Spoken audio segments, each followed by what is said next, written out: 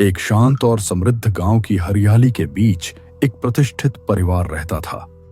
उस परिवार का मुखिया एक सम्मानित साहूकार था, जिसके घर में सुख समृद्धि और दौलत की कोई कमी नहीं थी। उस परिवार की सबसे बड़ी उम्मीद उनका इकलौता बेटा था, अनिरुद्ध। अनिरुद्ध दिल का बुरा नहीं था, लेकिन लापरवाहियों और बेफिक्री भरी जिंदगी में खोया रहता था। जिम्मेदारियों से दूर भागना उसकी आदत बन चुकी थी। अपने बेटे को संभालने और उसे जिंदगी का सही रास्ता दिखाने के लिए उसके पिता ने उसका विवाह कराने का फैसला किया। जल्द ही अनिरुद्ध की शादी एक सरल और संस्कारी लड़की नैना से हो गई। शादी के शुरुआती दिन खुशियों और नए रिश्तों की मिठास में बीतने लगे। सब कुछ बिल्कुल सही चल रहा था, लेकिन एक रात, ठीक आधी रात के सन्नाटे में, नैना अचानक बिस्तर से उठी और धीरे धीरे कमरे से बाहर जाने लगी। दरवाजा खुलने की हल्की आवाज सुनकर अनिरुद्ध की नींद टूट गई। और यहीं से शुरू होती है एक ऐसी कहानी जो उनके जीवन की दिशा हमेशा के लिए बदल देने वाली थी।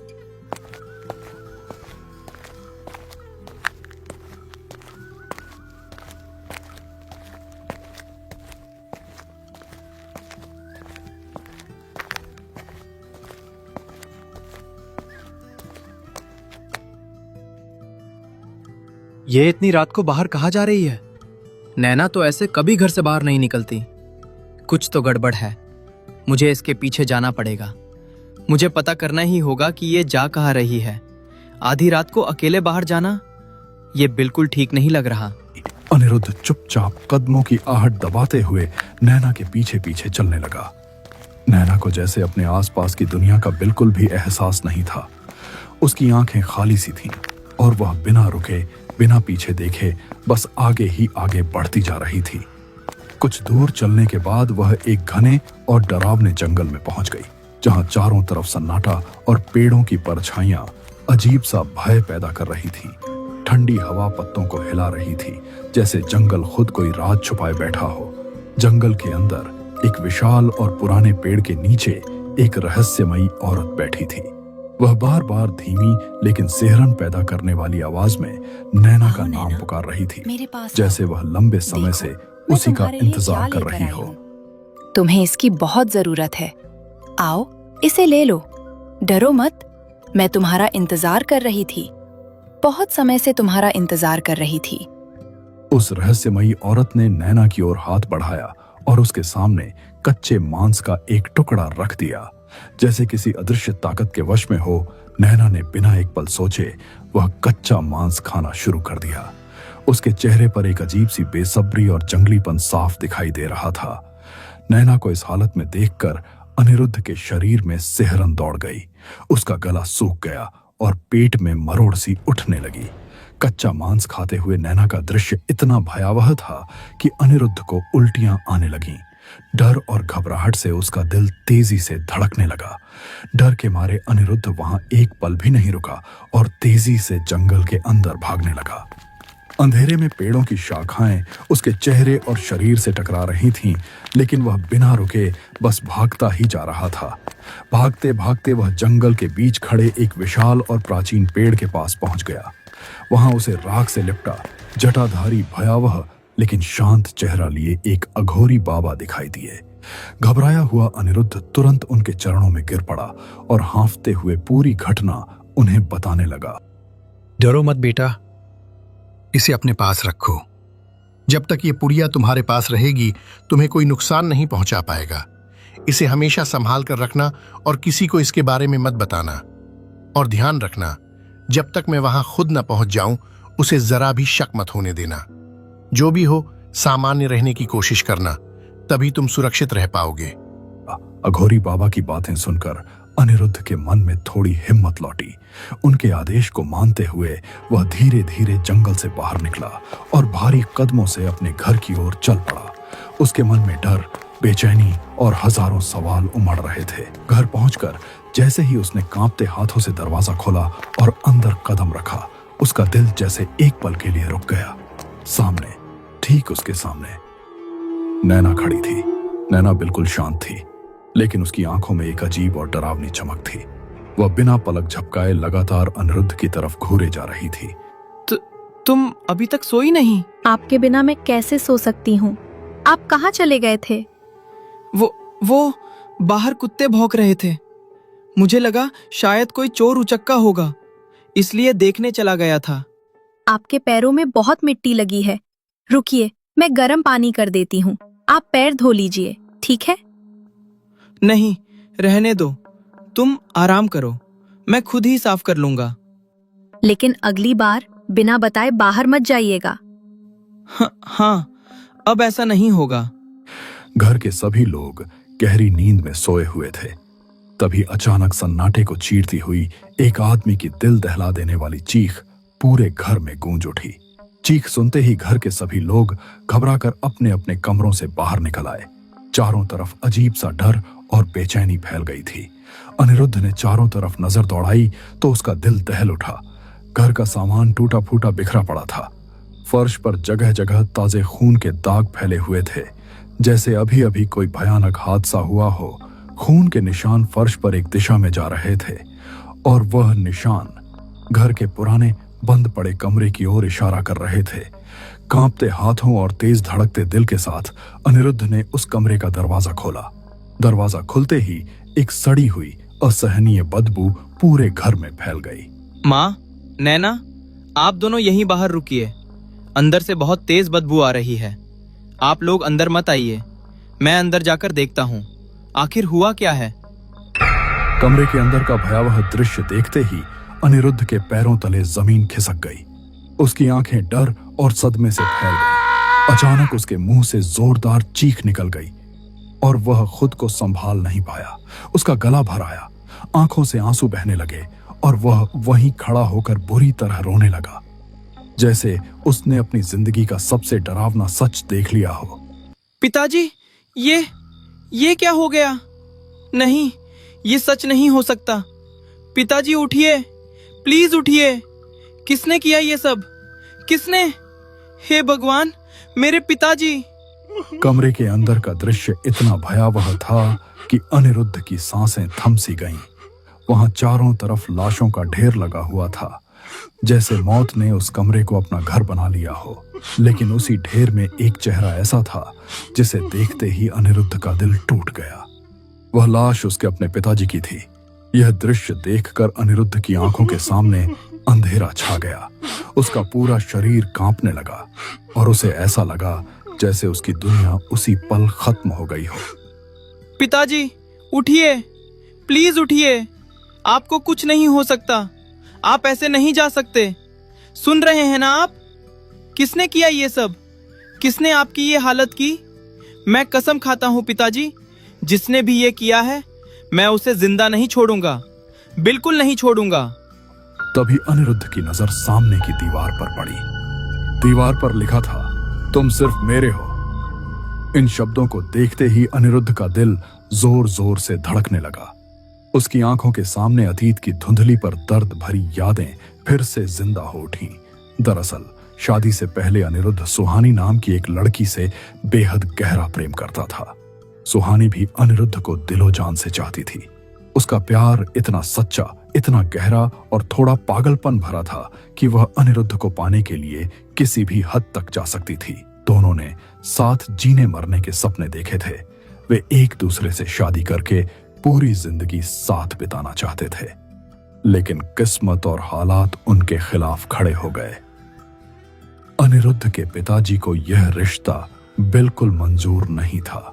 उन्होंने पहले ही अपने सबसे करीबी दोस्त से वादा कर दिया था कि अनिरुद्ध की शादी उनके दोस्त की बेटी नैना से ही होगी। जब सुहानी को यह सच पता चला तो उसकी दुनिया एक पल में टूटकर बिखर गई। उसका दिल दर्द से भर गया और वह अंदर से पूरी तरह टूट चुकी थी।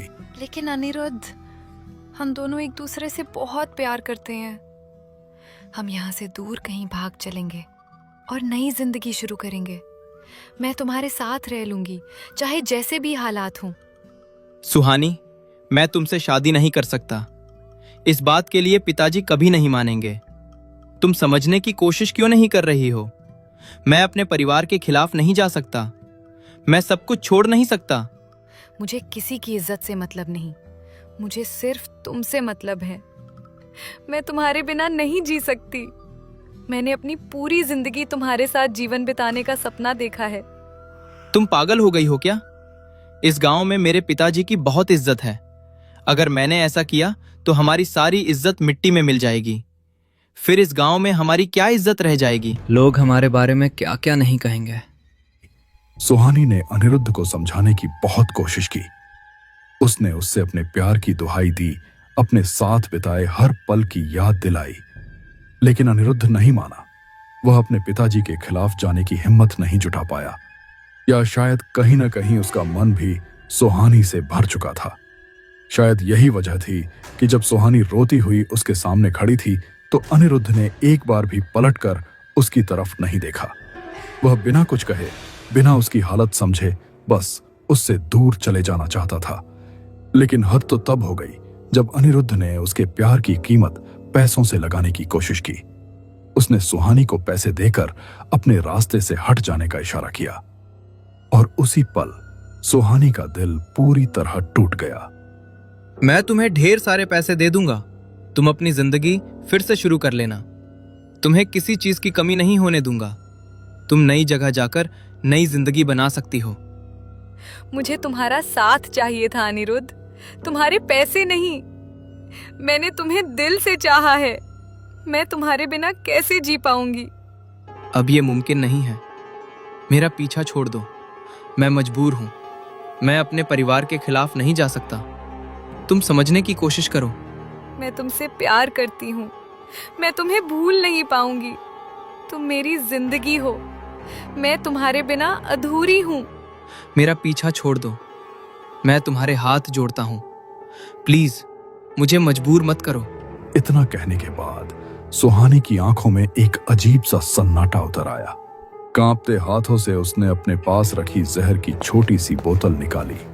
एक पल के लिए उसने अनिरुद्ध की तरफ देखा, जैसे आखिरी बार उसे अपनी आंखों में बसाना चाहती हो। फिर बिना कुछ कहे, बिना एक पल रुके, उसने पूरी बोतल का जहर एक ही बार में पी लिया। सुहानी, ये तुमने क्या कर लिया? पागल हो गई हो क्या? सुहानी, आंखें खोलो प्लीज। कोई पानी लाओ, कोई डॉक्टर को बुलाओ। सुहानी, मुझे छोड़कर मत जाओ। तुम मुझे ऐसे छोड़ नहीं सकते अनिरुद्ध। तुम सिर्फ मेरे हो।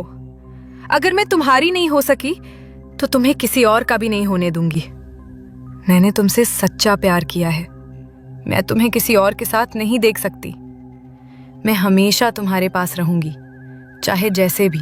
अपनी आखिरी सांसें लेते हुए सुहानी की आंखों में दर्द, टूटा हुआ प्यार और अधूरी चाहत साफ दिखाई दे रही थी। उसकी कमजोर होती सांसें और बुझती आंखें इस बात का एहसास करा रही थीं कि वह अपने साथ गहरा दर्द और अधूरी कहानी लेकर जा रही थी। उस पल हवा में जैसे एक अनकहा वादा और खामोश बदले की भावना घुल गई, और उसी के साथ सुहानी की जिंदगी की आखिरी डोर भी टूट गई। इस तरह दर्द और टूटे हुए दिल के साथ सुहानी ने अपनी जिंदगी खत्म कर ली। उसके जाने के बाद सब कुछ जैसे धीरे धीरे सामान्य होता चला गया, लेकिन कुछ जख्म ऐसे थे जो कभी भर नहीं सकते थे। समय बीतता गया और कुछ ही दिनों बाद परिवार के दबाव और हालात के आगे झुककर अनिरुद्ध ने नैना से शादी कर ली। मुझे पता है ये सब तुमने ही किया है सुहानी। तुमने ऐसा क्यों किया? मेरे पिताजी ने तुम्हारा क्या बिगाड़ा था? तुमने मुझसे बदला लेने के लिए ये सब किया ना? मैं तुम्हें कभी माफ नहीं करूंगा, कभी नहीं। उसी पल नैना के चेहरे और हाव भाव में अचानक एक डरावना बदलाव आने लगा, जैसे उसके भीतर कुछ अनजाना और भयावह जाग उठा हो। देखा अनिरुद्ध, इस बूढ़े की वजह से हम कभी एक नहीं हो पाए। उसने ही हमें अलग किया था, इसलिए मैंने उसे खत्म कर दिया। जो भी हमारे बीच आएगा उसका यही हाल होगा। इसी की वजह से तुम मेरे नहीं हो सके, लेकिन अब मुझे कोई नहीं रोक सकता। मैं तुम्हें अपने साथ ले जाने आई हूं। तुम मेरे साथ चलोगे ना? पहले मैं तुम्हारे प्यार में मरी थी, इस बार तुम्हें मेरे प्यार के लिए मरना होगा। अब तुम कहीं नहीं जा सकते। सुहानी, प्लीज मुझे छोड़ दो। उस वक्त मैं सच में मजबूर था। मैं अपने परिवार के खिलाफ नहीं जा सका। मैंने जो किया हालात की वजह से किया। प्लीज मुझे माफ कर दो, मुझे जाने दो। माफी? अब बहुत देर हो चुकी है अनिरुद्ध। तुम सिर्फ मेरे थे, मेरे हो और हमेशा मेरे ही रहोगे। तुम्हें कोई मुझसे दूर नहीं कर सकता। अनिरुद्ध दर्द से बुरी तरह तड़प रहा था। उसकी सांसें तेजी से टूट रही थीं और ऐसा लग रहा था कि अब उसके पास सिर्फ कुछ ही पल बाकी हैं। लेकिन तभी अचानक अघोरी बाबा वहां पहुंचे और सही समय पर आकर उन्होंने अनिरुद्ध की जान बचा ली। अघोरी बाबा ने एक बार फिर मंत्रों का जाप करते हुए नैना के ऊपर गंगा जल छिड़का। जैसे ही गंगा जल की बूंदें उसके शरीर पर पड़ी, वह जोर जोर से चीखने लगी। कौन है तू? क्यों आई है यहाँ? किस लिए इस घर को परेशान कर रही है? सच सच बता, वरना तेरे लिए अच्छा नहीं होगा। ये जगह तेरे जैसे अशांत आत्माओं के लिए नहीं है। अभी भी समय है, सच बता दे। अघोरी, मुझे मत रोक। मुझे बदला चाहिए, बदला। मैं इस घर के एक भी सदस्य को नहीं छोड़ूंगी। सुन लिया ना तुमने? एक एक को खत्म कर दूंगी। इस घर का हर इंसान मेरे दर्द की कीमत चुकाएगा। जिसने भी मुझसे मेरा प्यार छीना, उसे जिंदा रहने का कोई हक नहीं है। मैं सबको खत्म कर दूंगी, किसी को नहीं छोड़ूंगी। ये मेरा बदला है और मैं इसे पूरा करके ही जाऊंगी। अगर तुम मेरे रास्ते में आए तो तुम्हें भी खत्म कर दूंगी। तू गलत रास्ते पर जा रही है। बदले की आग तुझे और भटका रही है। अभी भी लौट जा, वरना मुझे तुझे रोकने के लिए मजबूर होना पड़ेगा। और जब मैं अपनी शक्तियां इस्तेमाल करूंगा तो तेरा बचना नामुमकिन होगा। अचानक एक भयानक चीख के साथ सुहानी की आत्मा नैना के शरीर से बाहर निकल आई। पूरा माहौल डर और अजीब ऊर्जा से भर गया। अघोरी बाबा ने तुरंत शक्तिशाली मंत्रों से उस आत्मा को बांध दिया। कुछ समय के लिए सुहानी की आत्मा शांत हो गई और फिर दर्द और पीड़ा से भरी जोर जोर से रोने लगी। अनिरुद्ध, मैं तुमसे बहुत प्यार करती हूँ। मुझे बचा लो, मुझे यहाँ से निकाल लो। मैं बहुत दर्द में हूँ, मैं बहुत अकेली हो गई हूँ। मुझे तुम्हारी जरूरत है। क्या तुम मुझे ऐसे ही छोड़ दोगे? सुहानी, जो कुछ भी हुआ उसके लिए मुझे माफ कर दो। मैं सच में मजबूर था। मैंने तुम्हें दुख पहुंचाना कभी नहीं चाहा। मैं हालात में फंस गया था। प्लीज मुझे माफ कर दो।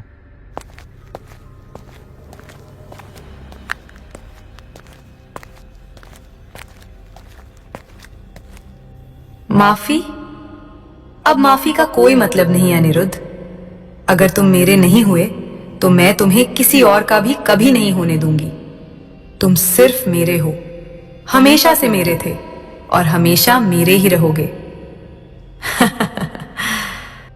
अब तेरी भटकती आत्मा को मैं मुक्ति देता हूं। तेरे दुख और तेरी पीड़ा यहीं समाप्त होती है। अग्नि तुझे शुद्ध करे और तुझे शांति मिले।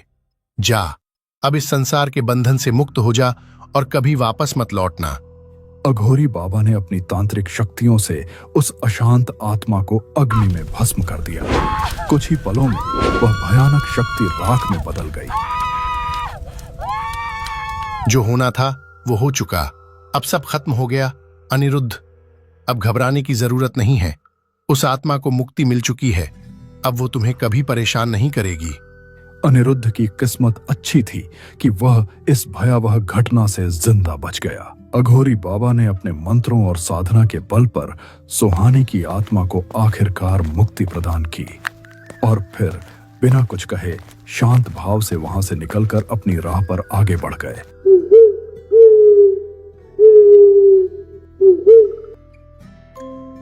अब सुहानी सिर्फ एक बेबस और भटकती हुई आत्मा बनकर रह गई थी। लेकिन उसकी कहानी यहीं खत्म नहीं हुई थी। सुहानी की मां, जो खुद काले जादू और तांत्रिक विद्या में माहिर थी, अपनी बेटी की मौत का बदला लेने की आग में जल रही थी। उसने ठान लिया था कि वह इस अन्याय का बदला लेकर ही रहेगी। इसके लिए उसने शमशान की भयानक और अंधेरी शक्तियों की साधना शुरू कर दी। धीरे धीरे उसने इतनी खतरनाक और शक्तिशाली विद्या हासिल कर ली कि अब उसे रोक पाना लगभग नामुमकिन हो गया था। अपनी बेटी की आत्मा को फिर से शक्तिशाली बनाने के लिए उसे सिर्फ एक बल की जरूरत थी और उसी बल की तलाश में भटकते भटकते वह आखिरकार अनिरुद्ध चौधरी के घर की ओर बढ़ने लगी। जैसे उसकी मंजिल अब तय हो चुकी हो। उसकी आंखों में बदले की आग जल रही थी और उसके कदम अब किसी अनहोनी की आहट बन चुके थे।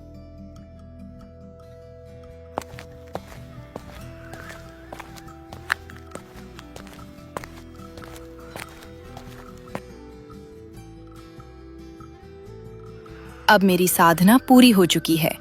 अब मेरी शक्तियों को कोई नहीं रोक सकता। मेरा इंतकाम अब पूरा होगा। अब बारी है मेरी बेटी के बदले की। सुहानी, तू जरूर वापस आएगी। मैं तुझे फिर से शक्ति दूंगी, फिर से इस दुनिया में ले आऊंगी।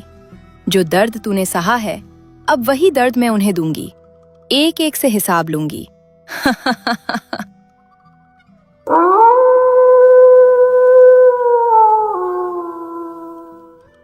रात का अंधेरा जैसे उसके साथ साथ चल रहा था और हर गुजरते पल के साथ खतरा और करीब आता जा रहा था। उसके बाद सुहानी की मां ने अपना रूप बदल लिया और एक बूढ़ी भिखारिन बनकर अनिरुद्ध चौधरी के घर के बाहर आकर बैठ गई।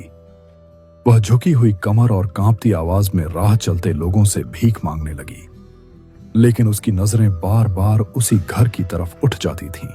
एक दिन जब अनिरुद्ध अपनी पत्नी और बेटी के साथ कहीं बाहर जाने के लिए घर से निकला तो उसकी नजर अचानक उस भिखारिन पर पड़ी। ये कौन औरत है जो हमारे घर के सामने बैठकर भीख मांग रही है? ये यहाँ ऐसे क्यों बैठी हुई है? मुझे कुछ अजीब सा लग रहा है। जाने दीजिए, कोई गरीब भिखारिन होगी, बेचारी मदद के लिए बैठी होगी। हमें ज्यादा ध्यान देने की जरूरत नहीं है। एक पल के लिए उसे अजीब सा एहसास हुआ, जैसे उसने उस चेहरे को कहीं पहले देखा हो, लेकिन वह उस एहसास को समझ नहीं पाया और आगे बढ़ने लगा। उधर भिखारिन की आंखों में एक अजीब और खतरनाक चमक उभर आई, जैसे वह सही मौके का इंतजार कर रही हो। अनिरुद्ध उन सारी बातों और अजीब एहसास को नजरअंदाज करते हुए दूसरी तरफ से आगे बढ़ने लगा। तभी पीछे बैठी वह भिखारिन औरत अचानक उसकी तरफ देखने लगी और धीमी लेकिन साफ आवाज में उसे पुकारने लगी। बेटा, मैंने बहुत दिनों से ठीक से खाना नहीं खाया है। मैं बहुत भूखी हूँ। अगर मुझे खाना नहीं मिला तो मैं मर जाऊंगी। थोड़ा सा खाना खिला दो। इसके बदले में मैं तुम्हारे घर का कोई भी काम कर दूंगी। झाड़ू, पोंछा, बर्तन, कुछ भी। बस मुझे थोड़ा सा खाना दे दो बेटा। यह सुनकर अनिरुद्ध थोड़ा भावुक हो गया और कुछ पल के लिए वहीं ठहर गया। नैना, घर में खाना है ना? जरा इस अम्मा के लिए कुछ खाना ले आओ। हाँ, अभी लाती हूँ, आप चिंता मत कीजिए। नैना एक प्लेट में खाना लेकर आई और चुपचाप भिखारिन के सामने रख दिया।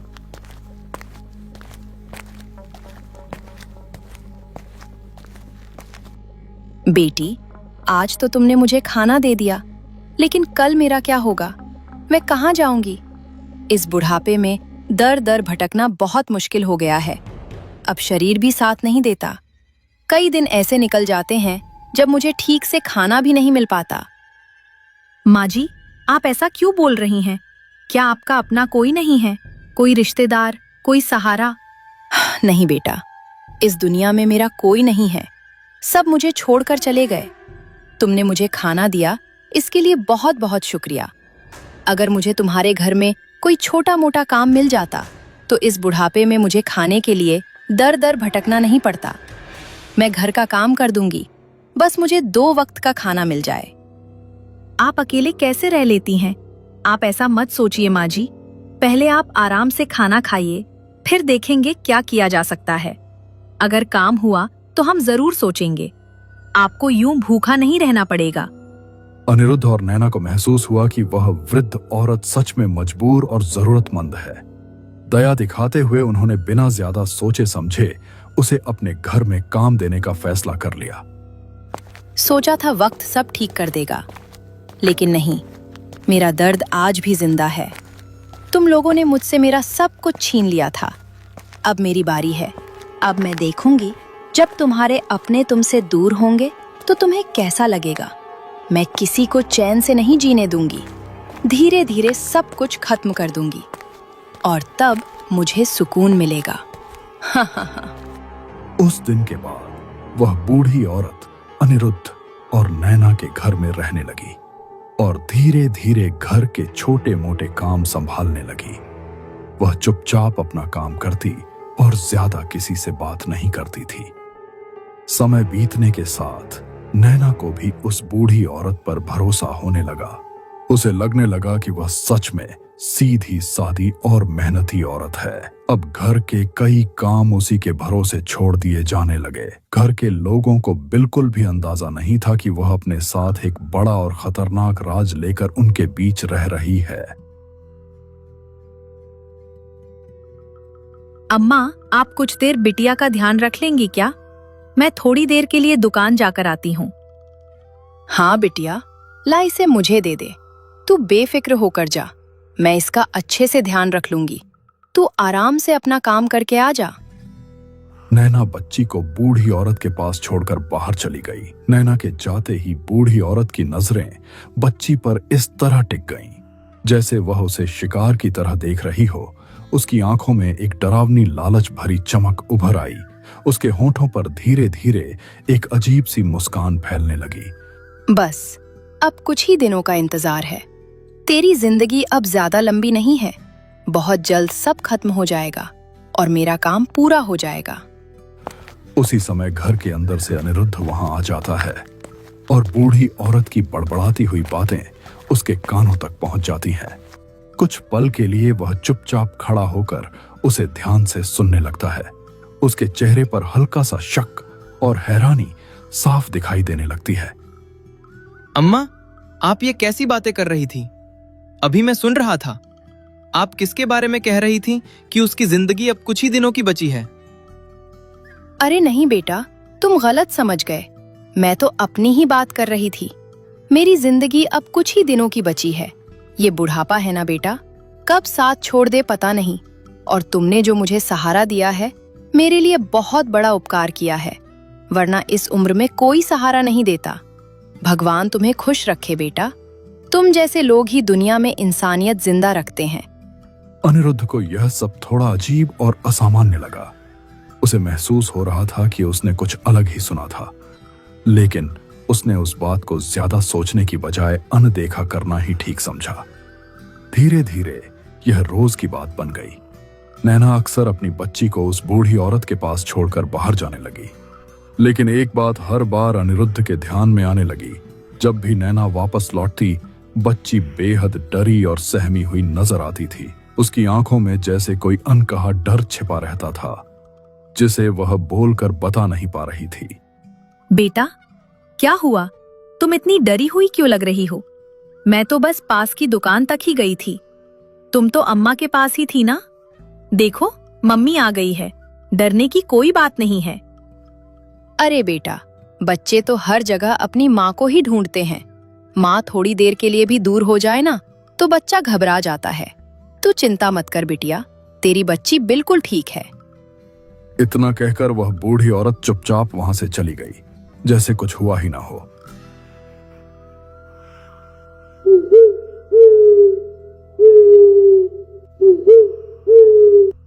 उस रात करीब आधी रात के समय जब अनिरुद्ध अचानक नींद से जागा, तो उसे अजीब सा एहसास हुआ। उसे लगा जैसे कोई औरत उसके ऊपर हवा में तैरती हुई मंडरा रही हो और गहरी डरावनी नजरों से उसे घूर रही हो। कौन है वहां? कौन है? सामने आओ। छिप क्यों रहे हो? कौन है मेरे कमरे में? अनिरुद्ध ने घबराकर तुरंत चारों तरफ नजर दौड़ाई, लेकिन आसपास उसे कोई भी दिखाई नहीं दिया। उसे समझ ही नहीं आया कि उसने जो देखा वह सच था या सिर्फ उसका वहम। उसका दिल तेजी से धड़क रहा था और माथे पर पसीना आ गया था। उसकी घबराई हुई आवाज सुनकर नैना की भी नींद खुल गई और वह घबराकर उठकर बैठ गई। नैना ने अनिरुद्ध की हालत देखकर उससे घबराकर पूछा, क्या हुआ? इतनी अंधेरी रात में आप किसे ढूंढ रहे हैं? आप इतने घबराए हुए क्यों लग रहे हैं? मुझे लगा यहाँ कोई था, कोई मुझे घूर रहा था। क्या तुम्हें भी ऐसा लगा? मुझे भी कभी कभी ऐसा लगता है, जैसे मैं जहां भी जाती हूँ कोई मुझे देख रहा होता है। मुझे तो कई दिनों से ऐसा महसूस हो रहा है, जैसे कोई मुझे देख रहा हो। नैना, मुझे तो लग रहा है शायद वो अम्मा थी। वो भला बेचारी हम पर नजर क्यों रखेंगी? वो तो अपने कमरे में सो रही होंगी। आप बेवजह उन पर शक कर रहे हो। नैना को बूढ़ी अम्मा पर पूरा भरोसा हो चुका था, लेकिन अनिरुद्ध के मन में अभी भी उनके लिए शक बना हुआ था। अगली सुबह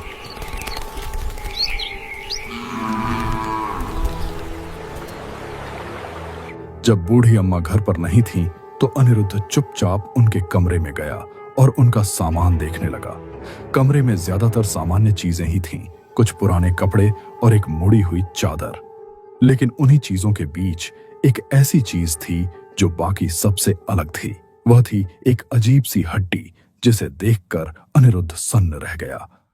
उस हड्डी को देखकर उसके मन में अजीब सा डर और सवाल पैदा होने लगे। उसे महसूस होने लगा कि बूढ़ी अम्मा वैसी नहीं है जैसी वह दिखती हैं।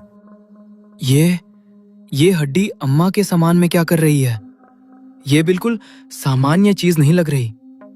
कहीं अम्मा कोई जादू टोना करने वाली तो नहीं है? नहीं, लेकिन अगर ऐसा है तो फिर ये हमारे घर में क्यों है?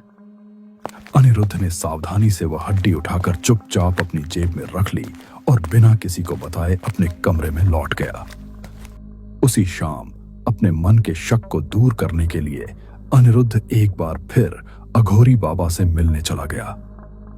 बाबा, मुझे आपसे एक जरूरी बात बतानी है। ये हड्डी मुझे हमारे घर में काम करने वाली उस बूढ़ी औरत के सामान से मिली है और कुछ दिनों से हमारे घर में बहुत अजीब अजीब घटनाएं हो रही हैं। मुझे समझ नहीं आ रहा कि ये सब क्या हो रहा है। क्या आप इसे देखकर बता सकते हैं कि ये किस चीज की हड्डी है और क्या इसका किसी काली शक्ति से कोई संबंध है? अघोरी बाबा ने उस हड्डी को अपने हाथों में लिया, फिर आंखें बंद करके धीमी आवाज में मंत्रों का जाप करने लगे। कुछ ही पलों बाद उनके चेहरे के भाव अचानक बदल गए और उन्होंने तुरंत उस हड्डी को अपने हाथ से दूर जमीन पर फेंक दिया। ये कोई साधारण हड्डी नहीं है, ये उसी अशांत आत्मा से जुड़ी हुई है जिसे मैंने पहले खत्म किया था। लेकिन समझ नहीं आ रहा कि ये शक्ति फिर से कैसे लौट आई। लगता है वो आत्मा फिर से जाग गई है। ये उसी के शरीर की हड्डी का हिस्सा है। इसका यहाँ होना अच्छा संकेत नहीं है। बाबा, ये आप क्या कह रहे हैं? अगर वो सच में वापस आ गई है तो हम सब खतरे में हैं। बाबा प्लीज हमें बचा लीजिए, वो हम सबको मार डालेगी। मेरे परिवार को बचा लीजिए बाबा, मैं आपके आगे हाथ जोड़ता हूँ। अघोरी बाबा ने धीरे से अपना सिर उठाकर आसमान की ओर देखा। उनके चेहरे पर गहरी चिंता साफ नजर आ रही थी। माहौल अचानक भारी और डरावना सा हो गया, जैसे कोई बड़ा खतरा बहुत करीब आ चुका हो। गंभीर आवाज में बाबा ने कहा, अब बहुत देर हो चुकी है बेटा। तुम्हारे परिवार को अब सिर्फ देवी माँ ही बचा सकती हैं। आज अमावस्या की रात है और इस रात काली शक्तियां सबसे ज्यादा ताकतवर होती हैं। मुझे डर है कहीं उसने सुहानी की आत्मा को फिर से जगा न लिया हो। लेकिन बाबा, ये कैसे मुमकिन हो सकता है? सुहानी मर चुकी है, वो वापस कैसे आ सकती है? मूर्ख मत बनो, मरता सिर्फ शरीर है, आत्मा कभी नहीं मरती। और मुझे शक है कि वो सुहानी की आत्मा को किसी और के शरीर में डालने की कोशिश कर रही है। चल, जल्दी चल, तुम्हारा परिवार बहुत बड़े संकट में है।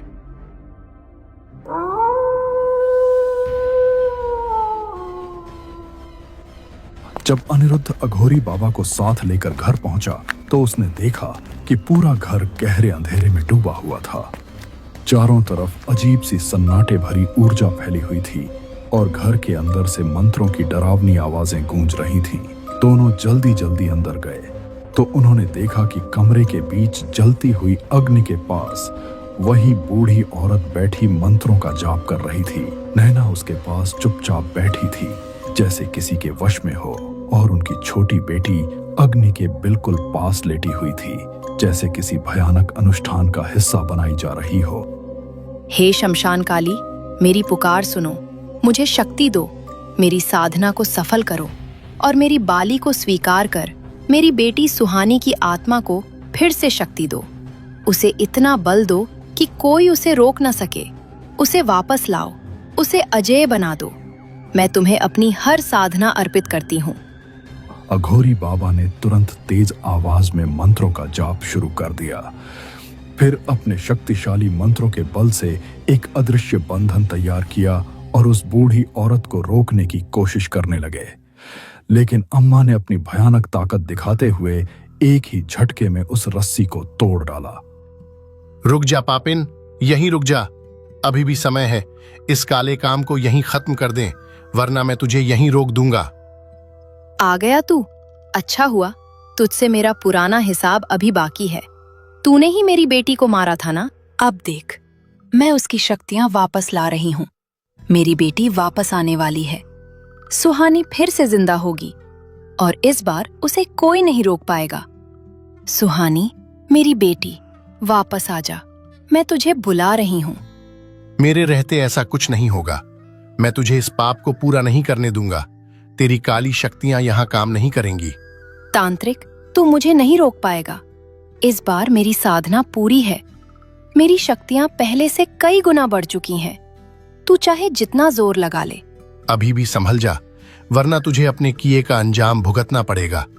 मैं तुझे यहीं रोक दूंगा। अब बहुत देर हो चुकी है। अब ना तू मुझे रोक सकता है, ना कोई और। आज मेरी बेटी वापस आएगी और आज से इस घर का विनाश शुरू होगा। अघोरी बाबा ने उसे रोकने की पूरी कोशिश की, लेकिन उस बूढ़ी औरत की काली शक्तियों के सामने उनकी शक्तियां कमजोर पड़ने लगीं। देखा, मैं तुझसे कहीं ज्यादा शक्तिशाली हूं तांत्रिक। ये मेरी तपस्या का फल है। शमशान काली खुद मेरे साथ है। वो मुझे कभी नहीं छोड़ेंगी। अब मुझे कोई नहीं रोक सकता। अनिरुद्ध चौधरी, अब तेरी बेटी भी ज्यादा देर तक जिंदा नहीं रहेगी। जैसे मेरी बेटी मुझसे छिन गई थी, वैसे ही अब मैं तुझसे तेरी बेटी छीनूंगी। अपनी शमशान काली को खुश करके मैं अपनी बेटी को फिर से शक्ति दूंगी और उसे वापस इस दुनिया में लाऊंगी। मैं तुम्हारे हाथ जोड़ता हूँ, मेरी बेटी को छोड़ दो। अगर बदला लेना है तो मेरी जान ले लो। मैं तुम्हारे सामने खड़ा हूँ, लेकिन मेरी बेटी को कुछ मत करना। उसने तुम्हारा क्या बिगाड़ा है? नहीं, बिल्कुल नहीं। बेटी के बदले बेटी और खून के बदले खून। यही न्याय है। यही मेरा बदला है। अब कोई मुझे नहीं रोक सकता। अघोरी बाबा ने तेज आवाज में मंत्रों का जाप करते हुए अपनी पूरी शक्ति के साथ उस बूढ़ी औरत पर प्रहार कर दिया। बस तुझ में इतना ही दम है तांत्रिक? अब मेरे वार से बचकर दिखा। आज तुझे भी अपनी औकात पता चल जाएगी। मेरी शक्तियों के आगे तू कुछ भी नहीं है। हे आदिशक्ति, हे देवी माँ, इस अनर्थ को होने से रोक लीजिए। ये पापिन अपनी शक्तियों का दुरुपयोग करने जा रही है। निर्दोषों का विनाश करने पर उतारू है। माँ, आपकी शक्ति ही इसे रोक सकती है। मैं आपकी शरण में हूँ। बूढ़ी औरत ने अपनी काली तांत्रिक शक्तियों का इस्तेमाल करते हुए अघोरी बाबा को बुरी तरह घायल कर दिया और कुछ ही पलों में उन्हें अधमरा कर दिया। उसके बाद उसने पास रखा एक बड़ा सा तेज धार वाला छुरा उठा लिया और अघोरी बाबा की गर्दन पर रख दिया। पहले तुझे मारूंगी तांत्रिक। तेरी मौत से ही मेरी राह साफ होगी। उसके बाद इस अनिरुद्ध चौधरी की बारी आएगी। आज कोई भी मुझसे बच नहीं पाएगा। यह खौफनाक दृश्य देखकर अनिरुद्ध डर से सिहर उठा। छुरा बस अगले ही पल उनका गला चीरने वाला था। तभी अचानक आई एक तेज आवाज ने उस बूढ़ी औरत को रोक दिया।